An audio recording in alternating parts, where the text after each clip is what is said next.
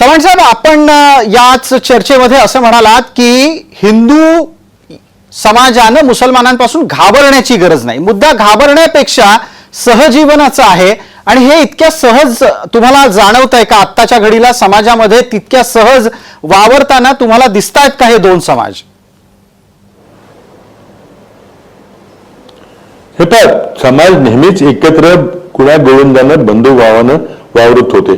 पण मोदी आल्यानंतर जी त्यांनी भाषा वापरायला सुरुवात केलेली आहे, द्वेष पसरवायला सुरुवात केलेली आहे, मुस्लिम समाजाबद्दल एक हेगंड निर्माण करण्याला सुरुवात केलेली आहे की जे शब्दाचा वापर पंतप्रधान करतायत, माझ्या पंतप्रधानांना अशा प्रकारची भाषा वापरायची आम्हाला लाज वाटते.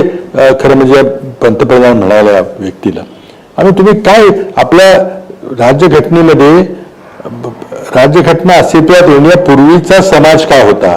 वर्णव्यवस्थेवर आधारित 1000 वर्ष आपण गुलामगिरीत काढली आणि आज संविधान निर्माण झाल्यानंतर सर्वांना गुण्यागोविंदानं बंधुत्वाच्या भावनेनं, समतेच्या भावनेनं, न्यायाच्या भावनेनं वागवण्याची त्यामध्ये आदेश त्या संविधानामध्ये आहेत, त्या जबाबदारी आहेत, अधिकार दिलेले आहेत, हक्क दिलेले आहेत.